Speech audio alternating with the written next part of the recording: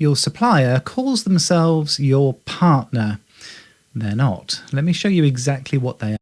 All on Build Your Salon. I want to share with you something that surprised me. We didn't come into white label products as a grand strategy. I came to it because I had started to fit hair systems for guys that were losing their hair.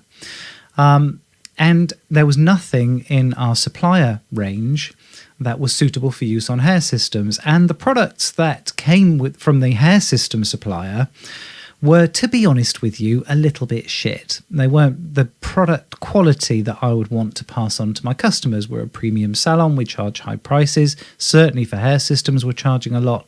I wanted the best. And it just wasn't available from the hair system supplier or the people that supplied all of our other products.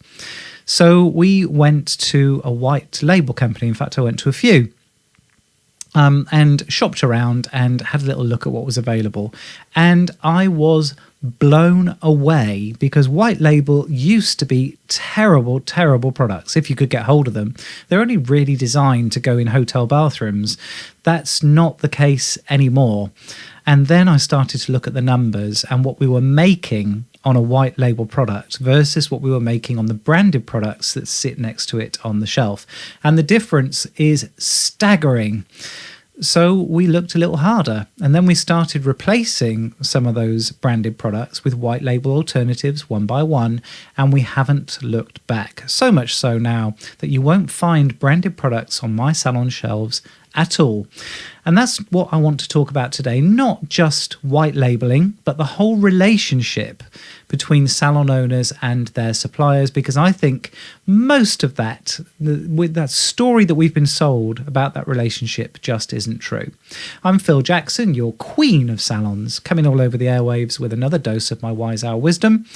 How on earth are you as we steam towards the end of May? My goodness, nearly halfway through the year. Be midsummer before you know it, and then we can all get ready for winter again. What a depressing thought. Some good stories, though, coming out of the group coaching program as we get towards the end of the month. Some triumphant totals being put in people's tills, and I hope that's the same for you. Why not reach out and let me know? I'd love to hear from you about what's going on in your salon business. Love hearing from my salon owner friends. Plus, I'm bloody nosy, to be honest with you. Let's face facts. Anyway, back to retail and what's going on here. So you've been told your entire salon career that your suppliers are your partners, and it's a lovely, cozy idea that the brands that you stock are invested in your success, that they're working alongside you and you grow your business together. And they're not. The supplier's goal is to sell products, lots of products. Your goal is to sell your time and your expertise. Sometimes those goals align, because sometimes when you do well, they do well as well. And sometimes they don't. And that partnership story starts to feel like a load of old flannel. And we've seen this with different manufacturers over the years, naming no names, but a certain skincare product that was never going to be available outside salons. It was always going to be something that was professional only. Suddenly it's in every airport around the world, and suddenly it's on our high streets as well. And that partnership has been wrecked along the way.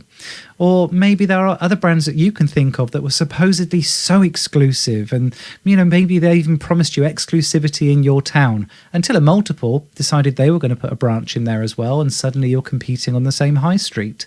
Or all of those exclusive products that we're not allowed to sell online, and we'll get told off for diverting products, and yet suddenly they're available from the wholesalers online, suddenly they're available on Amazon too. That partnership story is there to make you a more compliant customer. It's to make sure that you're fulfilling the minimum orders, making sure that you're willing to take on unproven stock, making sure that you're holding a full range of products, even though you know bloody well that some of those products will never sell, making sure that you're less likely to push back on those price increases, that you're loyal to a brand, even when it's not particularly loyal to you or it's not earning its shelf space. Think about the last time a brand rep came in. Well, I mean, for some of you, that doesn't happen anymore anyway.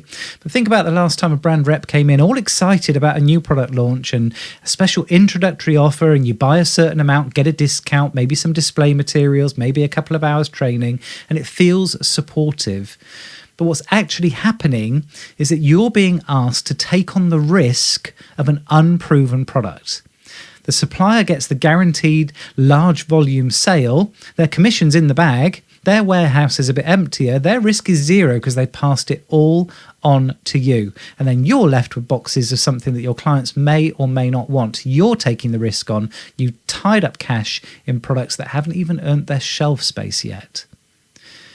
And it's okay to not take the latest and greatest from your manufacturers. Why not just say to them, no, we'll give it 3 months, give it 6 months. Let's see how it's selling then. Let's see whether our customers are asking for that product. Then we'll bring it in. That partnership mindset makes you buy with loyalty instead of using the data, and that is costing you. There are 3 ways that suppliers make money out of you. The first is what we call margin pressure. So basically, your supplier is competing for profit margin. There's only so much profit in a retail sale.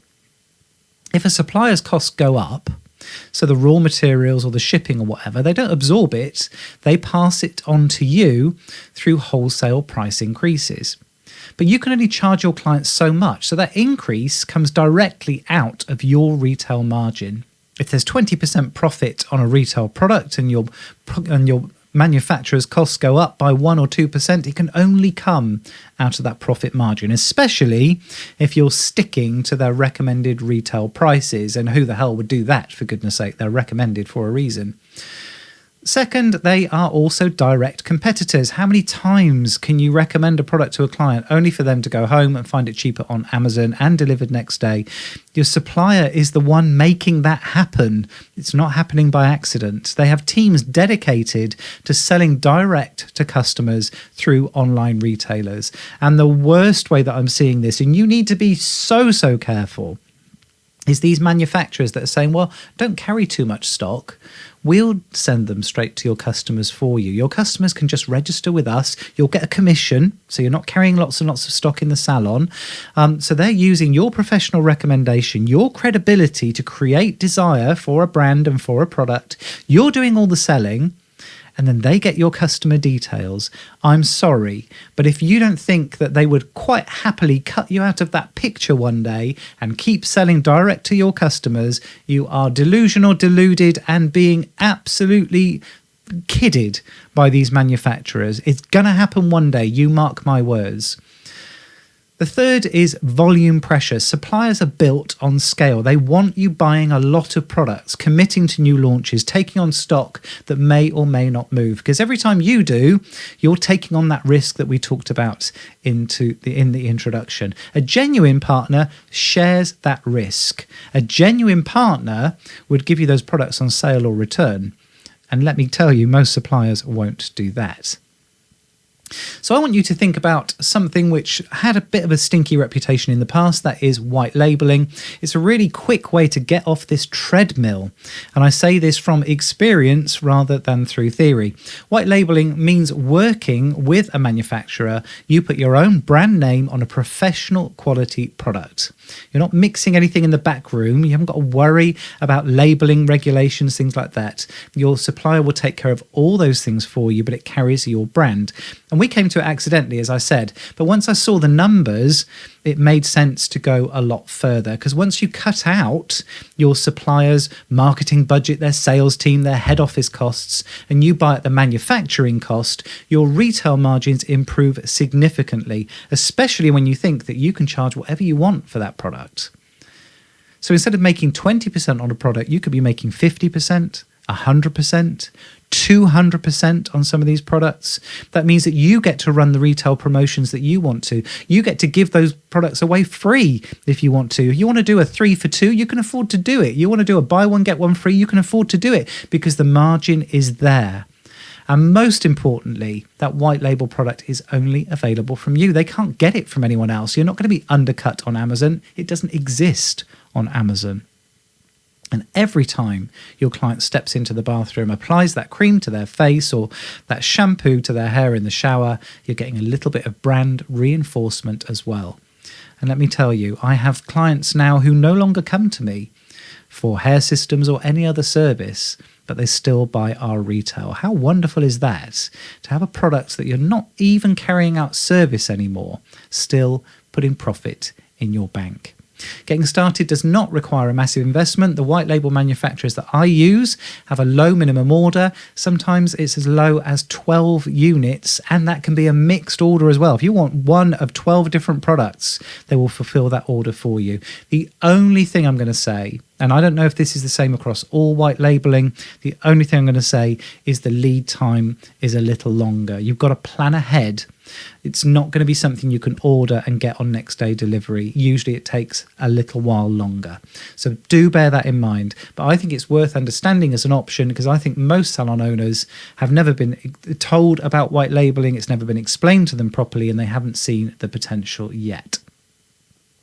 I do want you to start measuring your retail properly. Speed of sale is the formula that we're looking for. It's basically how quickly we are burning through a particular product so that we can replace it on the shelf. And at high speed of sale means a product is earning its space on your shelves. If it's a low speed of sale, things are hanging around too long, you've got money tied up in products for way too long. So start measuring the speed of sale. You can do it across individual products, you can do it across ranges, you can do it across your entire retail range if you want to. So it's units sold divided by the number of days stocked. That tells you which products are earning their shelf space and which are tying up your cash. It's something that you really need to follow, and if you've got slow speed of sale, I would seriously think about discontinuing some of those products. If you've got very high speed of sale, well, careful with that as well, because sometimes that means that your clients can't get hold of products because you've sold out. So a very high speed of sale means that we need to bring in a duplicate or an alternative product as well, or increase the number of a particular product that are on the shelf. So it's a really, really useful one to help monitor what's selling in your salon and to make sure that we're really making sure that stuff's sold through very quickly. If you're very clever, and you've got terms of service with your suppliers, if you've got, let's say, 30 days to pay, then hopefully we can sell some of those products before we've actually paid for the invoice too. Don't accept everything from your suppliers. Dead stock is a decision. It means that what's sitting there is just cash that you've tied up and you've chosen to leave there. If you've got stuff that's hanging around and your suppliers won't take it back, firstly, remember that next time you're ordering from them. And secondly, if you can't get a buyback clause, then I'm afraid it will be discontinuing that product, sell it off cheap, and bear in mind that you probably don't want to be buying as much from that supplier next time. So be a good customer, pay on time, give honest feedback, acknowledge what's working, but be equally honest about what's not. Because the relationship only changes when you stop taking on all of the risk and start having conversations based on the performance of those retail products. Your retail shelf is prime retail estate. Treat it like it is. So there we have it. And shifting that supplier that supplier relationship, rather. Come on, Phil. We're nearly there. Shifting that supplier relationship is one of my 10-minute money fixes. There are 5 10-minute money fixes available to you, all for the price of £9 whole. None of them takes more than 10 minutes. The link is in the description, 10minutemoneyfix.com. If that will be helpful to you, then please, I would love to be sharing it in your salon success. It's designed to keep more profit in your bank and away from greedy suppliers and other people too. Just a few short days until I'm coming all over the airwaves again with another dose of my wise owl wisdom, and until then, take care.